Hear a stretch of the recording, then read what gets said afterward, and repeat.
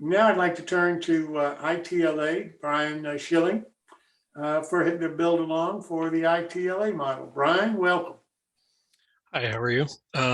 So as I had stated before the show, unfortunately, Nick couldn't join us tonight, so we'll just continue along. A couple things that I was intending on showing quickly here is just a little bit in regards to the dry brush painting and a couple steps that I've taken in order to deal with some of the paintings. So I'm just going to switch views here so that everybody can kind of see.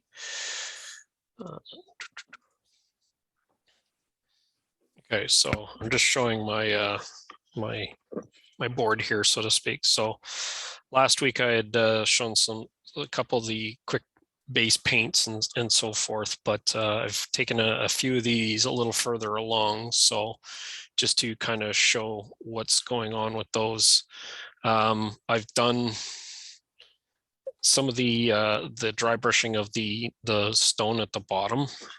Unfortunately, the color is a little washed looking here. Let me see if I can, but basically what I've started to do is build up the layers of what's going on top of the paints. With the stucco, I've just used a very kind of parchment kind of color type thing, because basically what I want to do is I want that to, well, that's a bit better, not be perfect in the coverage. I'm not sure if you're picking it up, but there's a little bit of variation in the color because I want the stucco to look a little worn and whatever. So I'm not going to paint it perfect and then have to do a lot of work. I'm just trying to work with what I've got a little bit. So as for the dry brushing technique that we were talking about before, I'd shown this panel, and I've even taken it just one quick step further, is that camera always works beautifully before I get on the show, and then it seems a little fuzzy.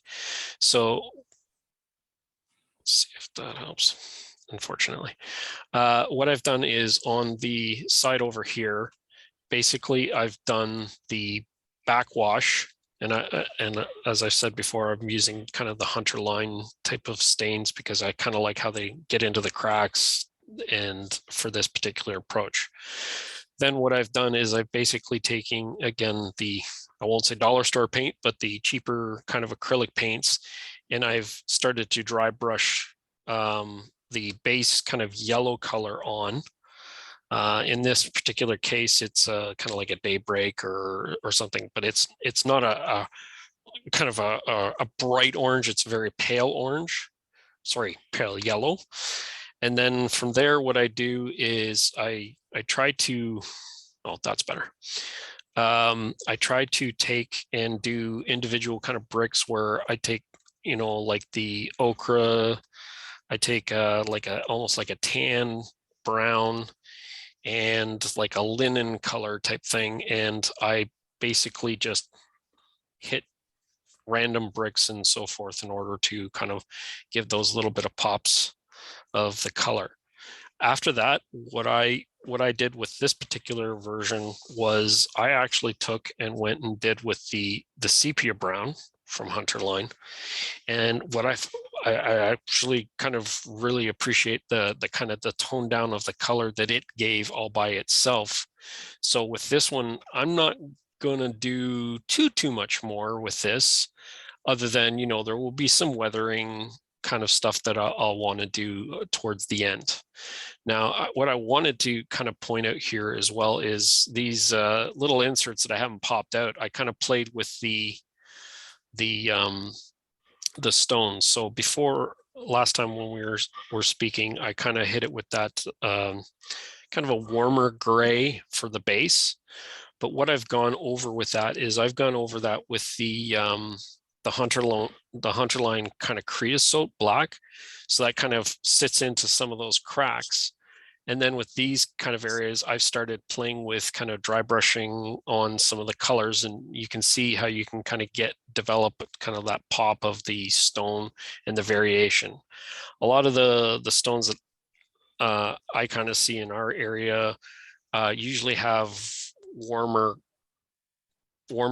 and cooler grays, some browns and so forth. So that's more indicative of the area that I'm in type thing. So that is something, as we had discussed last week in the questions, is if you're really struggling with those kind of things, my real suggestion is you take snapshots of building faces of the brick, stone, whatever the materials are, so that you have something that you can kind of use as a reference to look at while you're trying to develop your paint on these.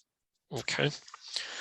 So first thing I was going to just do a quick demonstration of, since I've got this here, is I was just going to take and show quickly how I go about doing this dry brush, because that seemed to be a big question that was kind of coming up in the comments. Now, last week, someone had put up a military modeling kind of set of colors, or sorry, paint brushes for doing dry brushing. So being that I was in need of some paint brushes anyway, I went out and started looking at some of the different ones that were out there, and I was able to get 3 or 4 kind of decent brushes that kind of seem to be a bit more suitable for what this is. So I'm just going to try to show here.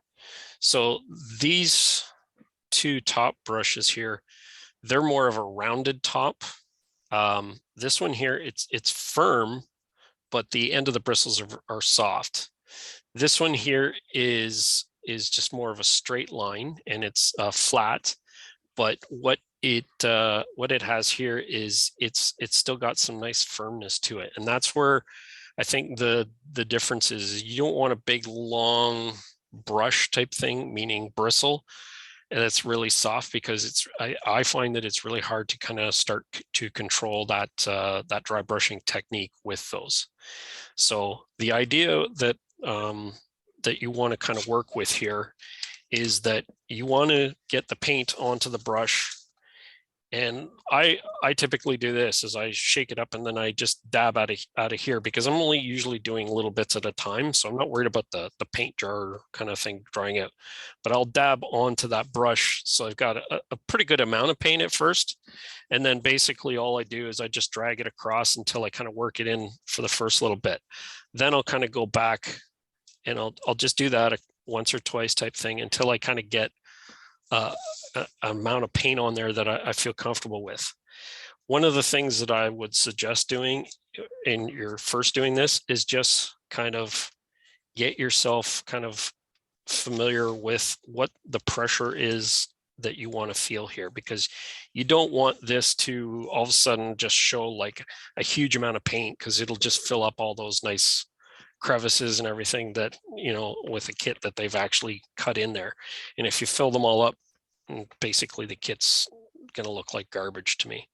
So if you kind of work with this a little bit, just kind of get yourself comfortable with what that is until you kind of get a familiar with rhythm, and then it will go a lot easier for you when you actually get to the actual material you're going on. So I'm not a person who typically rushes what I'm doing with these, because this is part of the thing that kind of relaxes me and so forth. But what I want to do is I want to get on there and work a surface until I'm fairly even all the way across. Now, if I have to mask off areas, which I've done at the top here, I'll do that. But basically when it comes to stuff like bricks and stones and whatever, I'm dragging on a diagonal to the actual area, so that it's not going into the crevices. If you go straight across or up and down, chances are you are going to fill up those little crevices a lot quicker, and that's what you're trying to avoid here. So it's just a matter of developing and practicing a technique until you're kind of comfortable with what those are, and you're looking so that you're not pressing so hard and applying so much paint, because to me the idea is you don't want to have this all perfectly painted. you want to be able to have some variation in it, because that's what gives that kind of precursor to the weathering and the staining and everything that happens with those. So the idea is I'll just take my time and develop those slowly, and I'll go one way and then I'll go crossways, and that way it kind of evens out what the paint will look like once you get there. So you can already see that it's starting to build up on this. Okay, but I'm not really much different from what's on the other side, and I still get all that variation of all the crevices.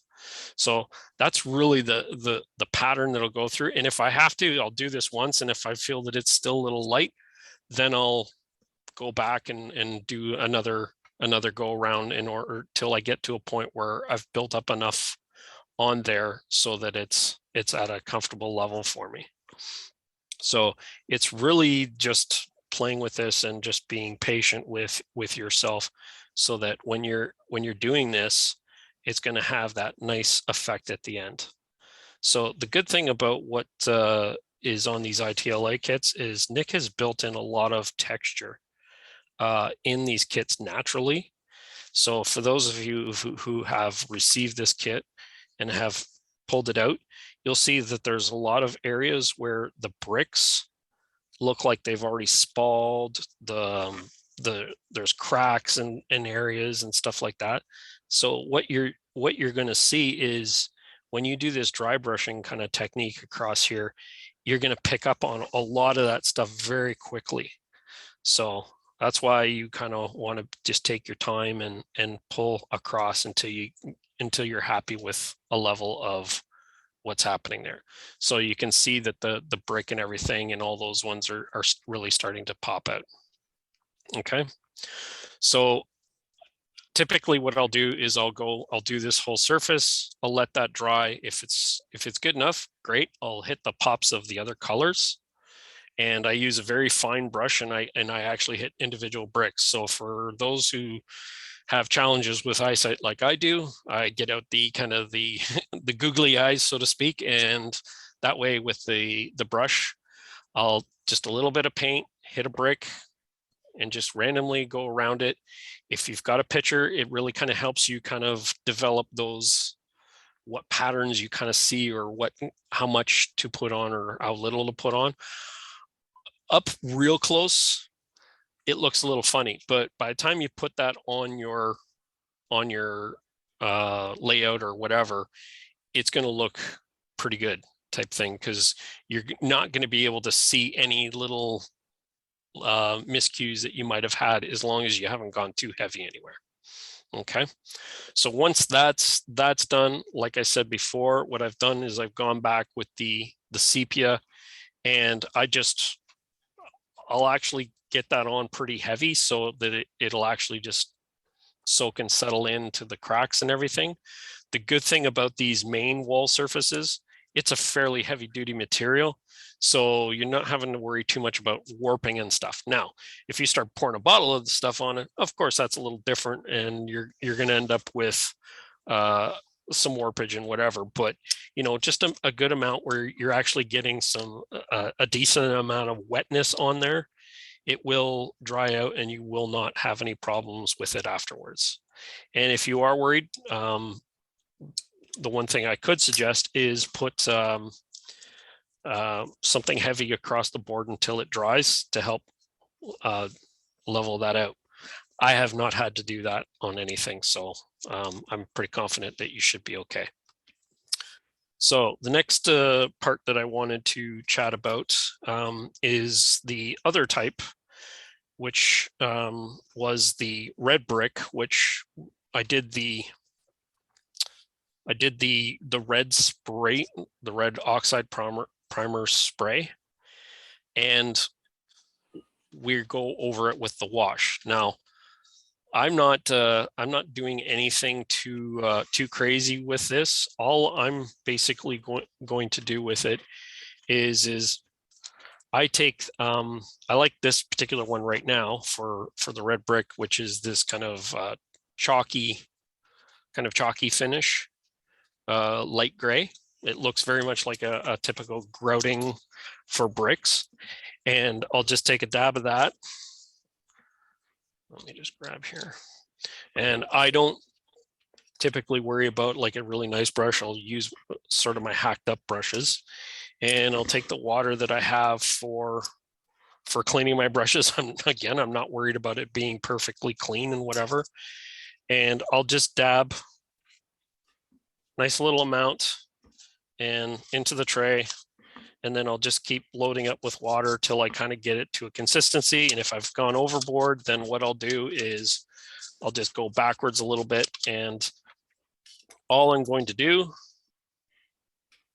is these are the chimney pieces. I'm just going to go over this until I kind of get it in all the cracks and whatever. So that's getting still a little bit too much for me. So I'll just go back. And I'm not worried right this second that I'm overdoing it, because what I'll do is if I feel that this is getting a little too much, I'll just go back with the paper towel and I'll just soak some of that up. And then I will let that dry out. So just get it on there so that I get in the cracks, and you can see that that's starting to build. So yeah, that's a little bit much on there right now. All I'll do is I'll take a little bit of paper towel and I'll lightly go across and take some of that off the top. Now, those first ones actually kind of came out a little bit better. I'll hold this up 1 second here. Now, if this, see these first ones I did, this is a little heavy, but I'm not too worried about this, because what I'll do is I'll let that set up for a second or two, and then I'll go back to it and I'll just kind of drag a little bit more off, because that'll dry out pretty quick. So now you can start seeing that. And that, here, so if it is a little heavy, all I'll do is I will actually do just a very, very light dry brush of a red or some of the reds on there, just to pop that brick out a little bit.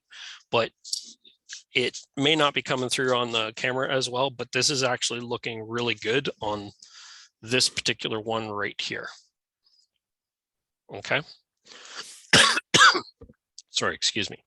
So again, what I do with the bricks is before washes or after washes, it's not really a big deal to me. If you want to do it before, I'll sit there with the bricks and I'll take the colors, and I will go from like a terracotta, a heritage brick, a burnt sienna, and even a burnt orange. These are the 4 that I've been kind of doing. And I will take variations on those just throughout the wall in order to kind of give that broken up. If you do it before you put the wash on, then they all tone down. With some of them, you may want to go back over with that color because it gets lost in with the wash. That's why it's kind of a bit of before, bit after, and to what you kind of feel comfortable with. Once those are all set, like really dried out and set up, then I might go back and I might use other kind of washes in order to kind of give little staining and whatever.